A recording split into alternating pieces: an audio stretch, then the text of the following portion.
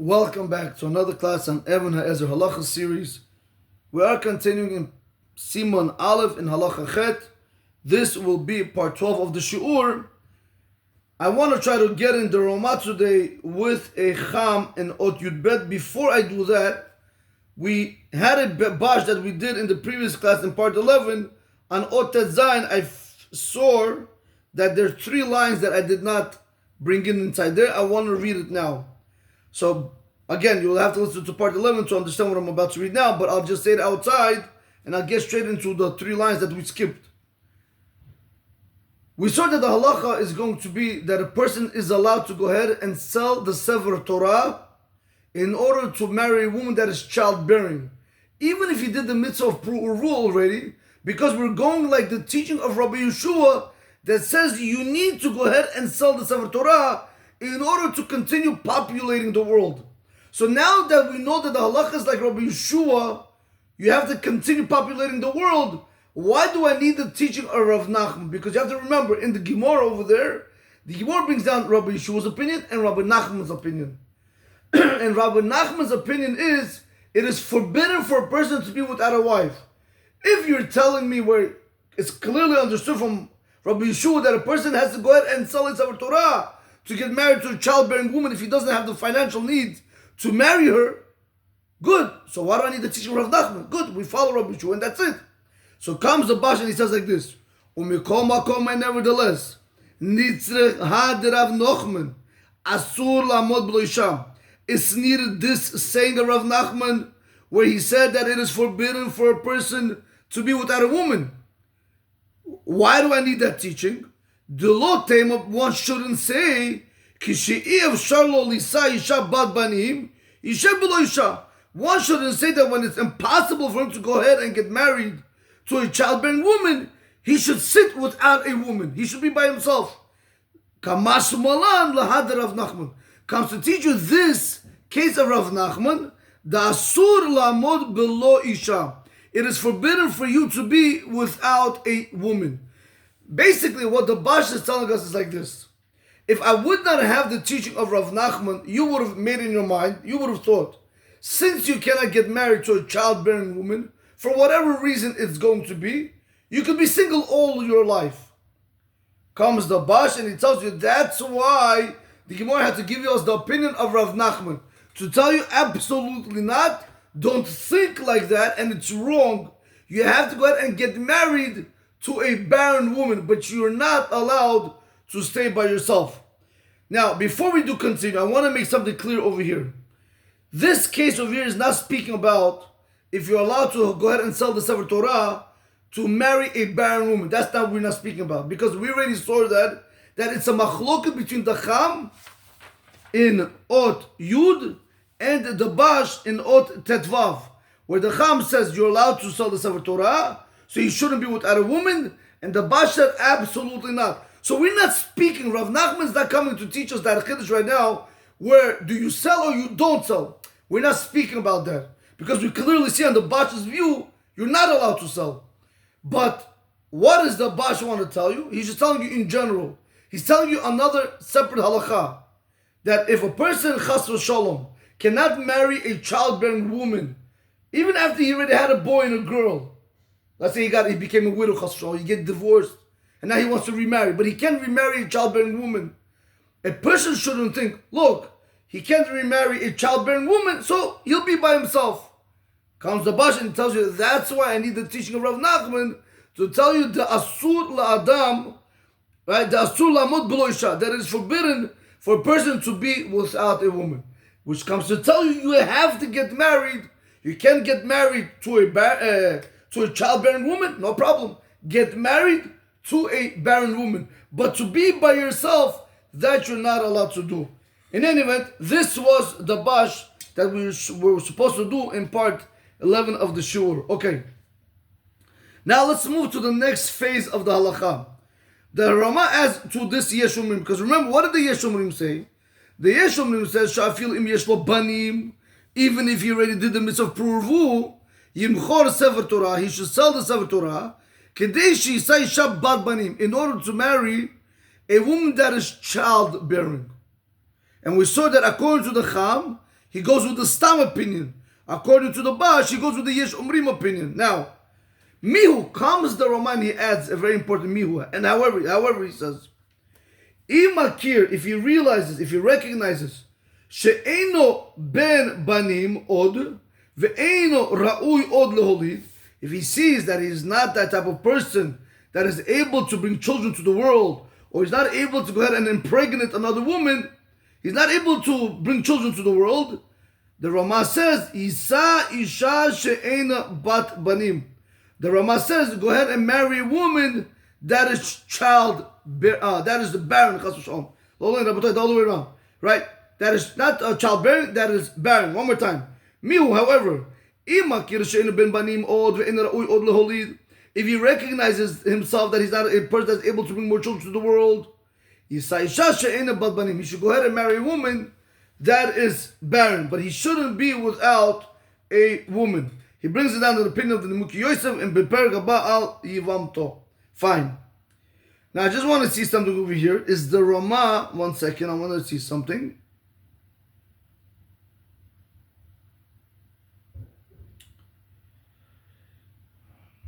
I think the Rama is coming to also what the Bash wants to say with Rav Nachman's ruling.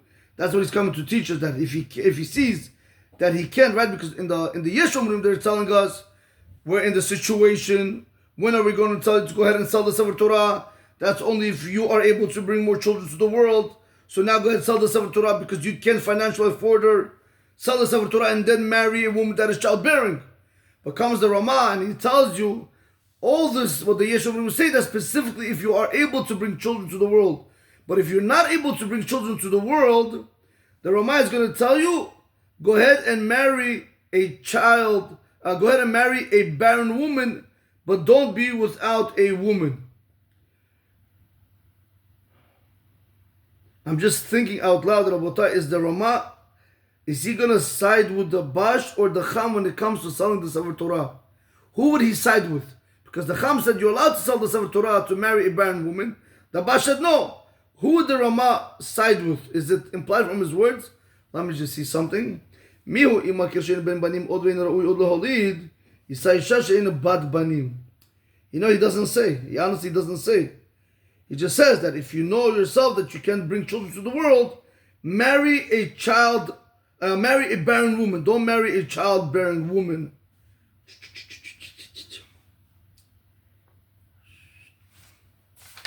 I want to see something.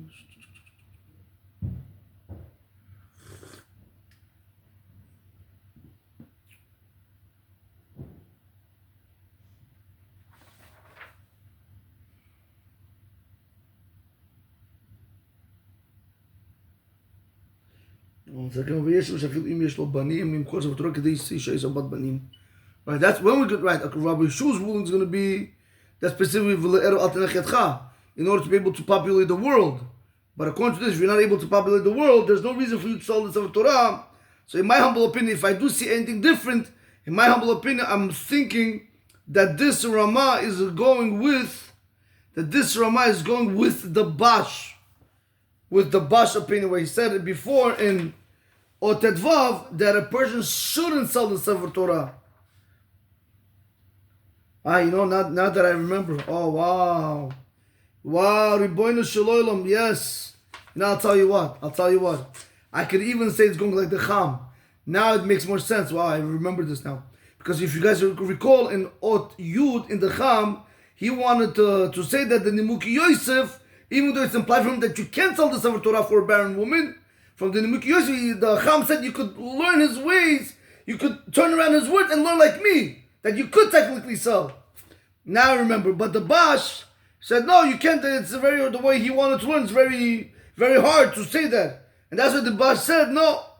He brought the Nimuki Yosef clear and he brushed off what the Cham said. Right here. He says right over here. In Otet Vav. Hanimuki Yosef the Nimuki Yosef held that you don't sell the Sefer Torah. Afagav the Becham Ratzal Farish Divrei Nimuki Yosef Be'ine Acher. And nearly. Right? He says that even though the Cham wanted to learn the Nimuki Yosef words in a different way, it doesn't seem to be that way. And also the Beit Chadash understood the Hanimuki Yosef is really the En Mochrim. Wow, Rabbi Isai. All right, wow. So I can't even tell you that. Wow. I put it like this. If you're going to learn from the Bash standpoint of view, that you don't twist the words of the Nimuki Yosef like the Cham wanted to do, so this Ramah goes with the opinion of the Bash. As simple as that. That you're not allowed to sell the Sefer Torah for a barren woman. But if you want to go ahead and you want to twist the words like the Cham, so you could even say that, wow, you could even say that this Ramah is going like the Cham. Libo just clicked, Rabotai, yours the chut. I did not see this before. I do this, Rabotai, before I give the classes. I do this. I have to do the tour, Beit Yosef, Darki Moshe, the Bash, the Cham, Pitchit Shub. I didn't see this before, Rabotai. Whoa, it's a beautiful kiss. Wow. I can stop right over here. Wow. Wow, that was nice. Okay. Wow, that's nice. All right, so one more time. So we see from over here that according to the Ramah, I could learn it in the ways of the Bash, and I could learn it in the ways of the Cham, because the Ramah is quoting the Nimuki Yosef. He's quoting the Nimuki Yosef. What do you want me to do? And how do you learn the Nimuki Yosef? If you learn like the Bash, that you don't twist his words, beautiful. So the Ramah has to go with the Bash. If you do twist his words, the Ramah has to go with the Cham. Wow, that's something nice. Now let me just put a star over here, then I'll just write. Wow, this is nice, Rabbi. Okay, Rabotai. Let's continue. V'chen, and so too. Im yesh lo banim. Again, what do we just see right now? That if a person sees that he's not childbearing, if he sees that he can't bring more children to the world, we're telling him to go ahead and marry a woman that is barren. Now, Rabotai, when it comes, now I can even tell you a better shot in the Bash. Wow. In the Bash also, wow, that's, in the Bash it makes partial sense. It's simple, the way you come to the Bash, that's the way I understood it. That is not speaking about selling the Sefer Torah, because the Bash clearly held you can't sell the Sefer Torah. But again, I could have used this Ramah as a support for his words also. All right, in any event, that's good. That's very nice, by the way. Okay, let's continue. The Ramah said that if he sees that he's not a person that's able to bring more children to the world, let him marry a barren woman. Now I can tell you like this, depending through which angle do you want to look? Do you want to look through the angle of the Bash, the way he wants to learn the Nimuki Yosef? Or do you want to look through the eyes of the Cham, the way he wants to learn the Nimuki Yosef? Whichever way you're going to learn, that's going to be your answer if you're allowed to sell the Sefer Torah for a barren woman or not. Beautiful, Rabbi Sai. Okay. Whew. Let's get back into it. In any event, let's get back to what the Ramah is saying now. If a person realizes that he's not a person that's childbearing, he has to go ahead and he has to marry a barren woman, but he's not allowed to be without a woman. Because of Rav Nachman's ruling, where he says, it is forbidden for a guy to be without a woman. Continues the Ramah and he says, V'chen, and so too, if a person has a lot of children, and he's afraid, if he's going to marry a woman that is childbearing, there are going to be arguments and fights between his children and between his wife. Comes the Ramah and he says, Mutar lisa isha she'eina bat banim. He's allowed to go ahead and marry a woman that is not childbearing, that is a barren woman. But he's not allowed to be without a woman because of this concern. Meaning to say that if he's going to say like this, wait, because remember we saw this in the tour before in the Beit Yosef.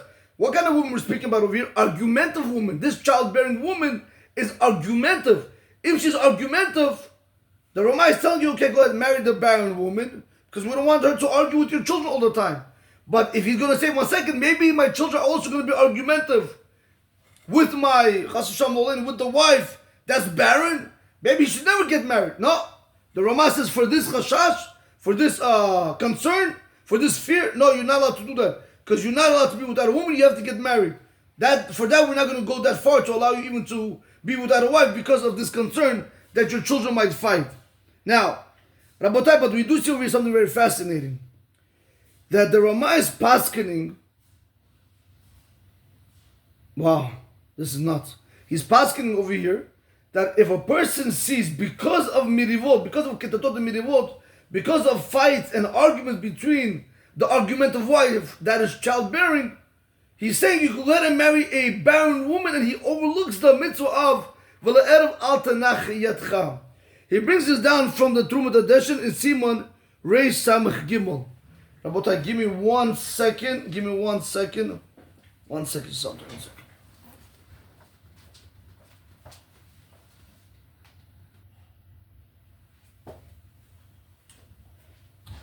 Okay, excuse me about that. Okay, so let's go back inside over here. So now we have over here a slight situation. Why? Because when the Ramah says, when the Ramah says that if he has a lot of children, right?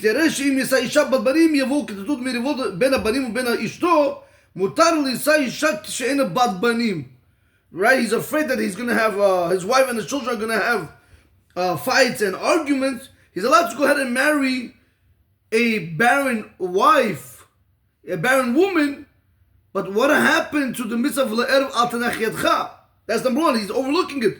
For sake of shalom, he's overlooking it.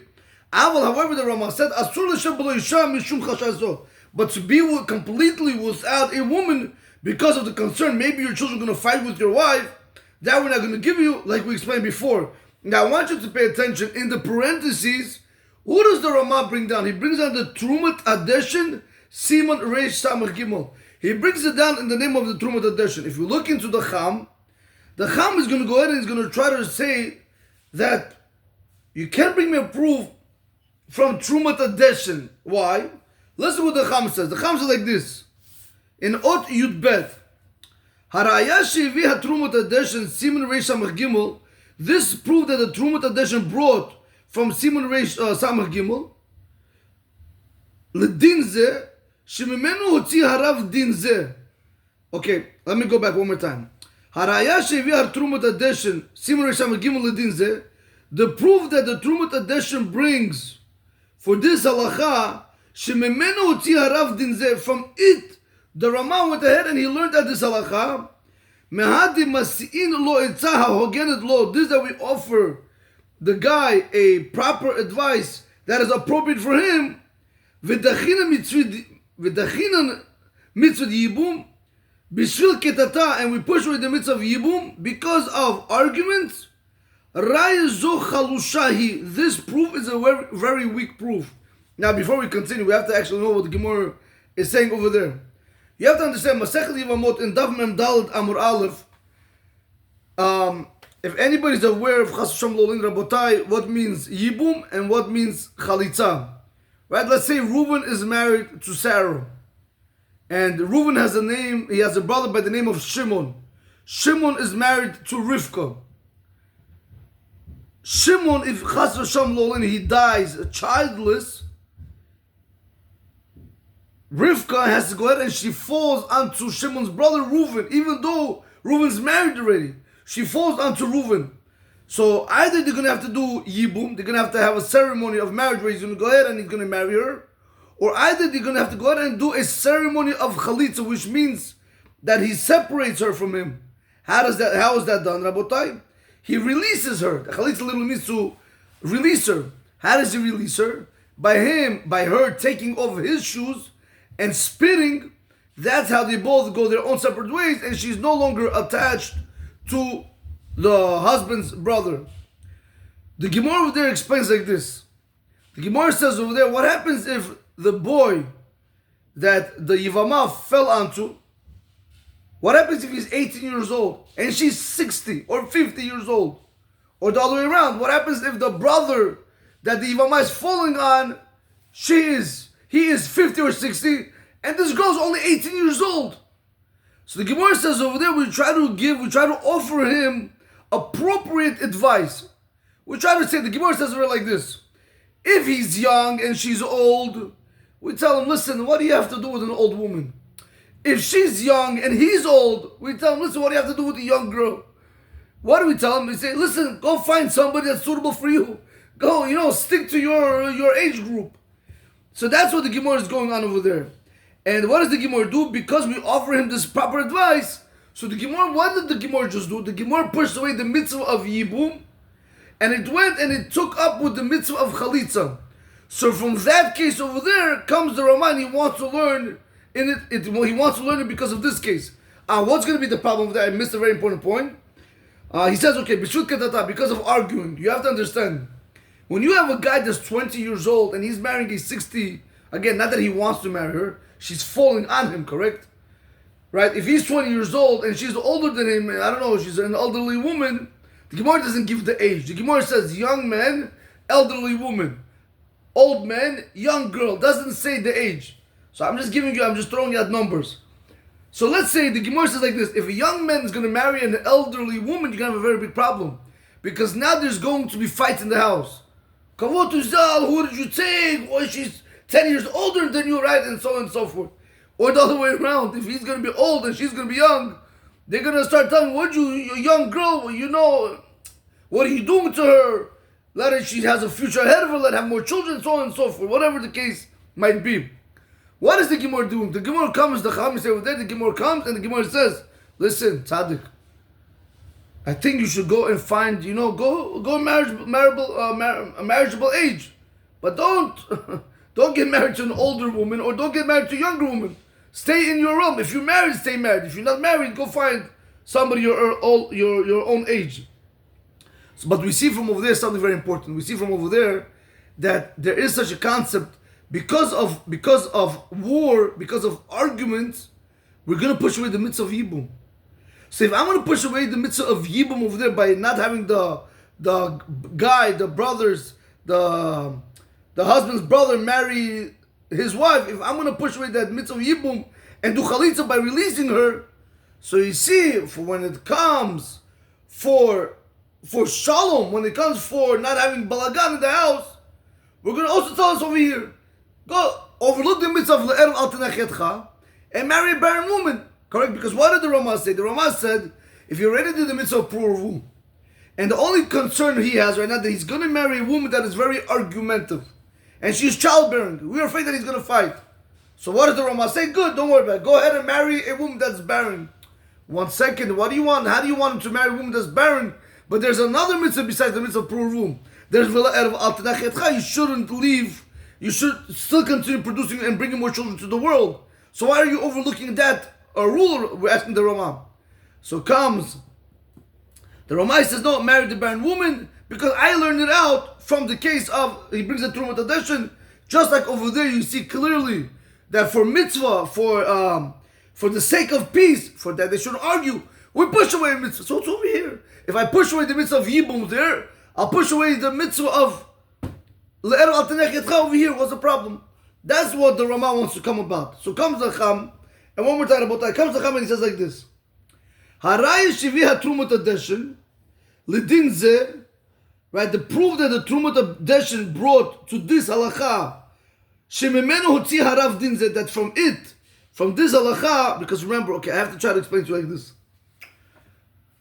Okay, we have to understand like this. The proof that the Trumat Adeshin brings for this halacha, so the proof of the Trumat Adeshin is from the case of Yibum. For this halacha is for the case of V'le'erev al tenachetcha. You know something, let's do this. Let's just do this. So this way we have everything on board. Let's just do this.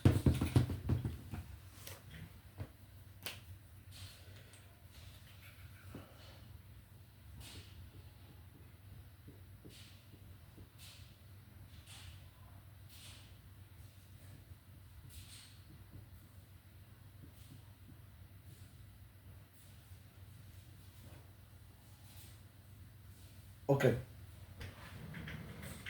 Now watch this. We have the case of Trumat Adeshin, right? We have the case over here of Trumat Adeshin. Let me see. Let's see. Okay. We have the case over here of Trumat Adeshin, where he wants to bring this law of V'la'erev al tenachetcha when it comes to this mitzvah. And if there's going to be fighting, going on, which are called kitatot mirivot, if there's going to be fighting going on, he tells you, marry a barren woman. Fine. He says, marry a barren woman. Whoa. Well, how do you know this Trumat Adeshin? He says, I'll tell you very simple, because I have the case of the Yibum. By the case of the Yibum, we tell the guy, listen, she's not your age, you're not a fit for each other, do chalitza and go. 1 second, there's a mitzvah to the Yibum. Why are you telling her to release her? Meaning, why are you telling him to release her? So from here we learn a very fascinating point. He says, the Truma tradition. If for mitzvah purposes, you are afraid, the reason why you want to release her, the reason why you want to do chalitza, let's go like this. Whoa, it's dirty here.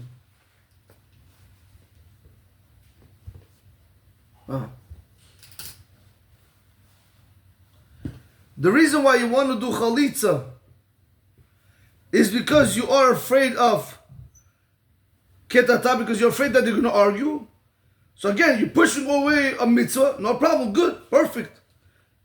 You're pushing away yibum because of ketata, because of fighting, and you're doing a chalitza, good. Why can't I do the same thing? The Truma tradition says, when it comes to we're dealing over here with a case where the children are going to fight with the mother. So if they're going to fight with her, don't marry such a woman, and go ahead and marry a woman that's barren, but as long as you guys don't fight. Okay, even, look, this is a mitzvah, Yibum is a mitzvah. Yibum gets pushed away because of fighting. The mitzvah will get pushed away because of fighting. Right? As simple as that, Rabotai. Let's continue. Now, so one more time. In Od Yud Bet Acham, Hara'aya shevi ha-Trumat Adeshin lidin zeh, the proof that the Trumat Adeshin wanted to bring to this halacha of the Le'erev al Tanech Etcha, shememenu hotzi harav din zeh, that from it, the Rav, which is the Rama, he took at this halacha to over here, me'ahadis de mesin lo etzah ha-hogenet lo, this that we go ahead and we offer him an appropriate advice for him, v'dachinan mitzvah yibum b'shvil ketata, and we push away the mitzvah of yibum because of quarrel, because of fighting. Ra'aya zu chalushahi. This proof is very weak. Just want to see something. 1 second.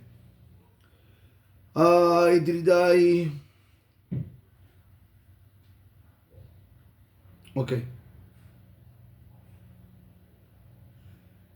Okay, Rabotai, now I'll read it like this. There's parentheses over here, so I have brackets over here. It's in brackets. So let me just read it without the brackets, it makes more sense, that's all. The proof that the Trumat Adeshin brought for this halacha, from where did he bring it? From this that we offered to him advice that is appropriate for him, and we push away the mitzvah of yibum because of quarrel. This proof is very weak. Why is this proof very weak? The yibum v'chalitza b'didei talya rachmana. The Torah, meaning HaKadosh Baruch Hu, when he wrote the Torah, he made the mitzvah of yibum and chalitza. It has to be pertaining to him. It's in his hands. It's depending on him. He gets to decide whether he wants to do yibum or chalitza. So one more time. The yibum v'chalitza b'didei talya rachmana. When it comes to yibum, meaning the ceremony of marriage, or chalitza, the ceremony of the release process, b'didei talya rachmana, Hashem put it, it's based of him. It depended on him, whatever he wants to do. V'ikal amanda amar mitzvah chalitza kodemet. And plus you also have amanda amar, there's somebody that wants to learn, a rabbi that wants to say, preferably you should do chalitza first before you do yibum. So that you have another reason why it's good over here that the Gemara says you should do chalitza. So you have two reasons over here why you're not going to be able to learn that from me. Number one, when it comes to the mitzvah of yibum and chalitza, it's really dependent on the yavam himself, on the deceased brother. It's literally dependent on him if he wants to get married or not. It's up to him. That's number one. Number two, there's an opinion that says it's preferable you do chalitza. So maybe that's what the Gemara is telling us that we're going to give him appropriate advice and push away the mitzvah of yibum and go ahead and tell him to marry his age, but don't get married to her. But he says, aval, however, lipater mi mitzvah zo b'shvil kitata. He said, but to go ahead and exempt him from this mitzvah of v'le'erev al tanech etcha, the way the Ramah brings it down over in the Shulchan Aruch, Bishvil ketara, because of arguing. Because even the Sefer Torah you have to go ahead and you have to sell according to the opinion of the Rosh. Again, who's speaking? The Cham Rabotai. He holds that. When it comes to doing the mitzvah of l'erev al tenech yedcha, you have to go ahead and sell the Sefer Torah. En lanu ra'aya mizeh. He wants to learn, the Cham wants to say, you do not have a proof from over here that you're allowed to go ahead and marry a barren woman. Just because of katata. According to the Cham, he wants to learn that this case of the Trumat Adeshin, where the Ramah learned out that he brought the Trumat Adeshin because that's his words, where the Ramah wants to make this as a halacha from the words of Trumat Adeshin, the Cham wants to say there's no proof from the words of the Trumat Adeshin. Because the whole proof that the Trumat Adeshin brought was from Yibum and Chalitza. Bad example. Over here, the Torah places it on every single person to go ahead and continue. They have no option. They have to go and they have to get married. You even have to go ahead and sell the Sefer Torah to continue the mitzvah of multiplying, bringing more children to the world. But with the Yibum and Chalitza case, it's not the same case. Over there, the Torah said, listen, you want to do this, you want to do this. You want to marry her, go marry her. You want to divorce, meaning you want to release her. But you can't come and tell me now that they're comparable. Over there, there's a mitzvah on him to continue bringing more children to the world. But by the Yibum and the Chalitza case, it's not a question, okay, you do Yibum. No. Whatever he wants to do, so he has an option. By the case of Al-Erev Al-Tanakh, you don't really have that option. And not only that, there's opinion that says, when it comes to Yibum and Chalitza, he says it's better to do Chalitza. So maybe we can understand why we're going to go ahead and offer him the best advice. Listen, she's not appropriate for you. Go ahead and find your own age. But you can't compare one with another. So basically, Rabotai, I hope you guys are getting it. You can't compare the case of Erev al Tanakh to the case of Yibum. You can't compare the two cases. And that's why the Cham wants to say this is a very weak proof. And the way it's coming out from the Cham, he's not going to agree with this case that to go ahead and marry a woman that is barren only because you are afraid of fighting with your wife. Big deal. So let the children fight with their wife. When people don't fight, people fight. Okay. So, Rabotai, before I do Ot Yuzain in the Bash, because with this then we do conclude the Halacha, before we do that, let me do the Cham one more time, Rabotai. It's very important to have it good. It's very important to have it clear. Okay. So we started saying like this. When the Ramah brought down the case that if a person already did the mitzvah of Purvu and he's afraid that he's going to marry a childbearing woman that's argumentative and that woman is going to fight with his children, the Ramah brings the opinion of the Trumat Adeshin and he says, Mutar lisa isha she'ena bat banim. He's allowed to go ahead and marry a woman that is barren. Okay. Comes the Ramah and he says on that piece, this proof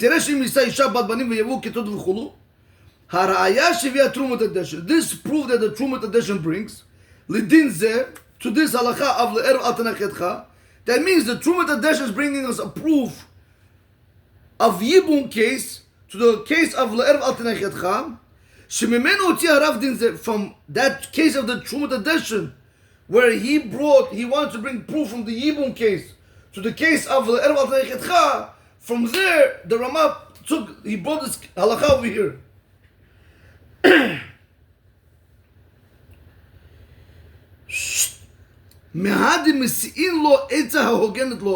This that we're going to offer to him an appropriate advice that's fit for him. And we push away the mitzvah of Yibum because of quarrel, because of arguing. This proof is a very weak proof. The Yibum v'chalitza b'didei Tal Rachmana. When it comes to Yibum, whether he wants to marry her, or Chalitza, whether he wants to release her, the Torah placed it in his hands. It's based solely on him. You want to marry her, marry her. You want to release her, release her. It's in his hands. Number one. Number two, v'ikalaman da'amr, mitzvah Chalitza kodemet. And there's a rabbi that wants to say that even in the case where Yibum and Chalitza, you could go ahead and say that there's a mitzvah to do Chalitza and not to do Yibum. So clearly you could understand why we're going to go ahead and try to push away, the mitzvah of Yibum because of chalitza, and why it makes sense, because of the katatot. Because Rabotai, this number one is dependent on him. Number two, another rabbi wants to learn, it's better for him to go ahead and do chalitza than to go ahead and do the yibum. But when it comes to the case of al-er al tenechetcha, aval lipater mi mitzvah zo b'shvil ketata, but to go ahead and exempt yourself from this mitzvah because of argument, to meaning to ignore the mitzvah of al-er al tenechetcha, the afilu sefer Torah mechayev lemchor l'dat harosh, because even the sefer Torah, you have to go ahead and you have to sell the sefer Torah according to the opinion Rosh in order to fulfill the mitzvah of al-er al tenechetcha. We don't have a proof from here. We don't have a proof from this Yibum case to the case of al-erev al tenechetcha. So therefore comes out according to the Cham. The Cham wants to disagree with the Ramah. You, the Ramah, won't allow a person who had a boy and a girl just because he's afraid that his children are going to start fighting with the argument of childbearing women. That's what you're afraid of. So you want him to go ahead and at least marry a barren woman. The Cham says you don't have no proof. According to the way I'm understanding the Cham, in my humble opinion, the Cham would tell you, go ahead and marry a woman that's childbearing, even though the children are argumentative with the mother. They argue back and forth.